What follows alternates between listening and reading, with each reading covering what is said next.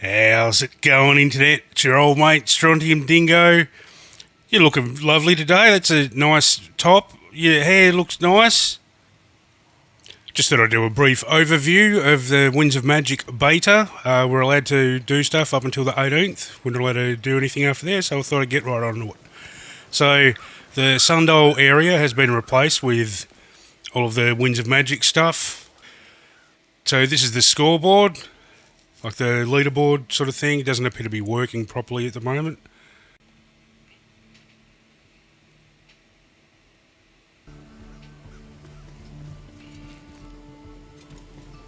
So here we have the weave weapons screen, or whatever it's called. When you're down enemies in the challenge mode, you pick up resources off of them, or they float to you, you'll see, which I assume that you then use to upgrade your items. So you can see there's one wheel. I can upgrade the one-handed axe on. If you have a look at the charm, it's got a few more wheels, so I'm guessing you've got a bit more room to manoeuvre there. And then you choose which weave that you want to do. I haven't completed any of them, so I can only choose from one. And you can go hard solo, so not take any bots in at all with you, which is what I try for my first match here. Start your weave off, then step into the weave gate. Too easy. You can see it's a lot more lush, a lot more green. This is the, I assume you know the area from Righteous Stand. But you can't get over there. This is where you start, and you have to play the map backwards. Wind of life, is it? So I like it. I think they've done a pretty good job. Bit worried about what will happen when you're playing through a mission on your own and you get a disabler, but cross that bridge when we come to it, I guess. Bam! Bam! And the dirt is gone. So I'll let these guys pile up a little bit. Watch this when I knock them down. Those crafting resources come flying at me. Yep, there we go.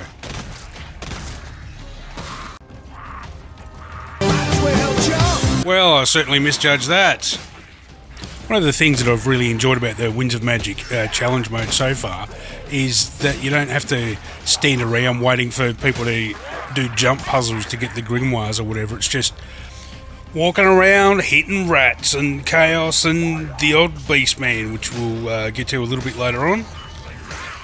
But yeah, I've really had a good time with it so far. The emphasis is clearly on the combat side of things. Ratty, dead and done. Well, jump! Jump! Jump!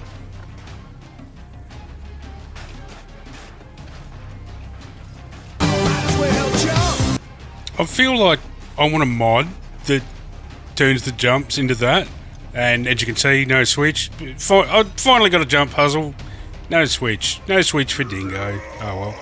This next part is for that one guy. Wait. For that one pie who asked for the Jim Carrey version of a song. They go around the block. They come back. They go around again. They just go round and round. Round and round. Look, I obviously wanted to use the Jim Carrey version of Spin Me Right Round, but I couldn't find it anywhere. Just, you'll live. So, you'll notice that I have finished the kill stuff component.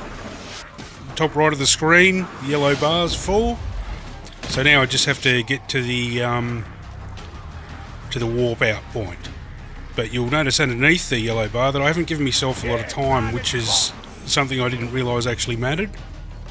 Which I've found while playing it, it completely changed the dynamic of the game from fight off hordes to running through and trying not to get hit or bogged down.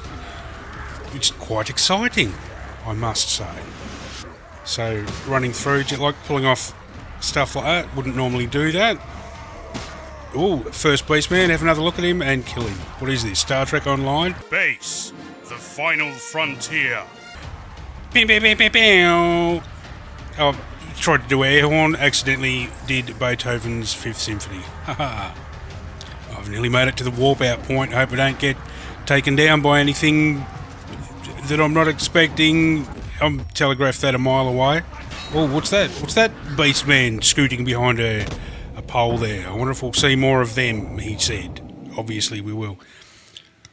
Yeah, I didn't have enough time left in that other match, plus I stupidly deleted the footage, so let's have a look at the weapons instead. So we've got the throwing axe, the block is aim. So once you've thrown them, you can walk over and pick them up if you want to, manually. I think anyone who's watching this would already know this, but if not. Or you can hold down your reload button and pull a Thor. Too nice. So let's take them into the field. Into the field! But seriously, have a look at these beastmen. Ooh, charming. It's a good idea for the drop-off of the axes. You see, I just tag this guy here. Yep, cool. So I pull the axes back to me. I'm going to take him out when he gets too close, except the bot's going to do it for me. That's a good throw, though. Hey? That's pretty good, that one.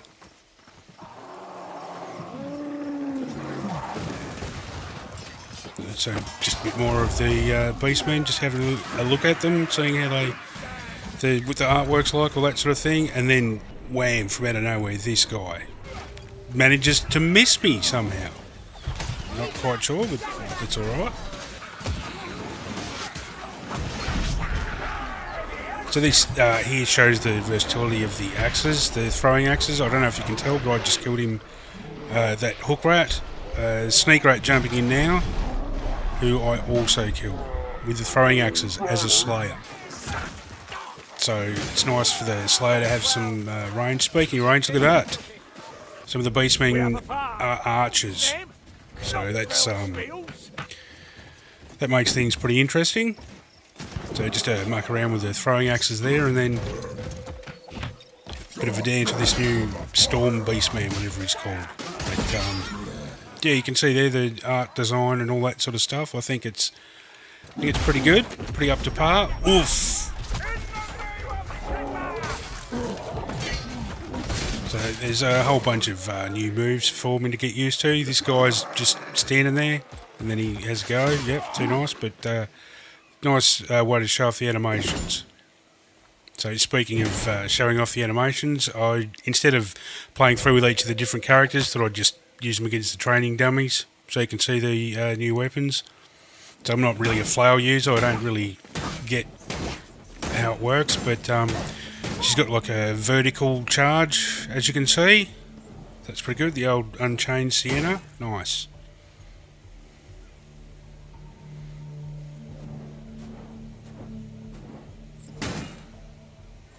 So I assume that it works pretty much the same as Salt Spire, so if you know how to use them on Salts, then I guess you know how to use them on Sienna.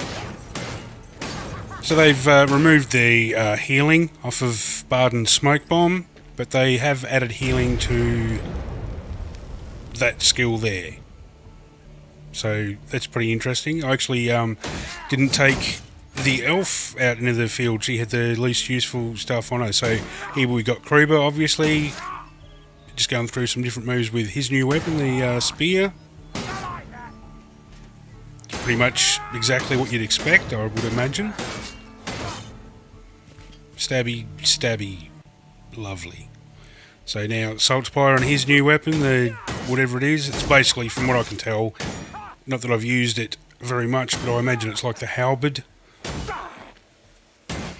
Only a bit more sort of focused, less sweeps and all that sort of stuff.